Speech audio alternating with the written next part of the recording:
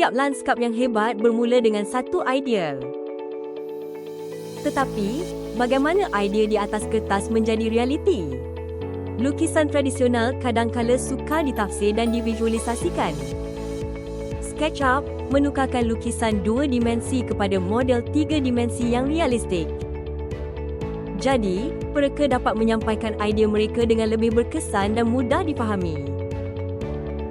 Selamat datang ke Basic SketchUp Modeling. Satu pembelajaran daripada kursus SLP 30123 Lukisan Persembahan Berbantu Komputer. Setiap model bermula dengan lukisan tangan yang ringkas.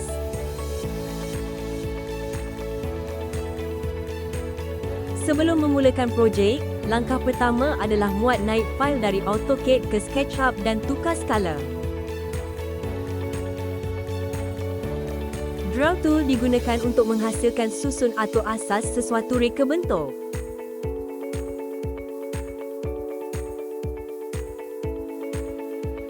Push atau pull tool dan orbit tool membolehkan mereka membina struktur dan bentuk dengan lebih cepat dan memberikan pemahaman yang lebih jelas tentang ruang dan skala. Paint bucket tool memberikan material dan tekstur kepada elemen seterusnya membantu mereka menyampaikan idea dengan lebih berkesan. Sekarang, mari kita aplikasikan tool ini dalam satu projek lanskap yang ringkas.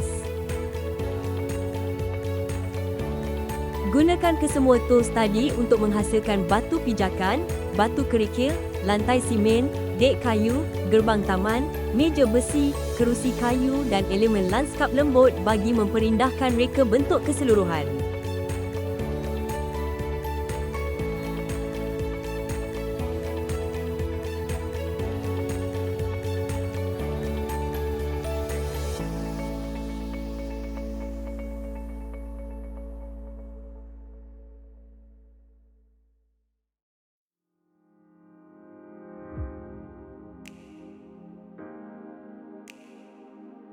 Ruang tempat duduk berbumbung dibina untuk memberikan keselesaan dan fungsi.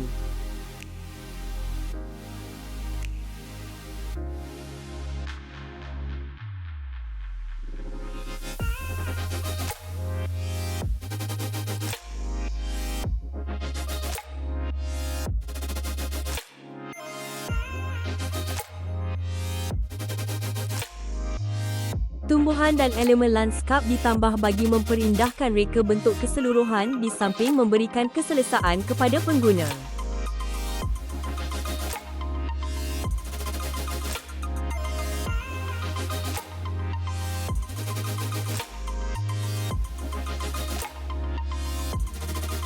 Daripada satu konsep yang ringkas, sebuah model lanskap tiga dimensi yang lengkap berjaya dihasilkan.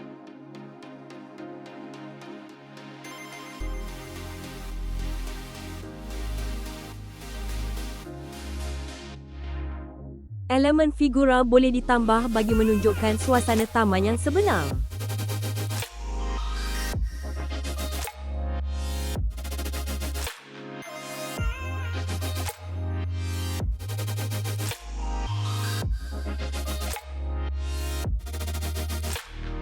Setiap projek yang berjaya bermula dengan perancangan dan visualisasi yang teliti.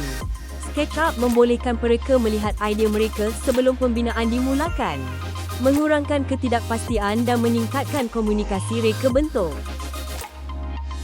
Reka bentuk bukan sekadar menghasilkan ruang. Ia adalah proses menukarkan idea kepada pengalaman yang bermakna. Dengan SketchUp, imajinasi menjadi visualisasi dan visualisasi menjadi realiti.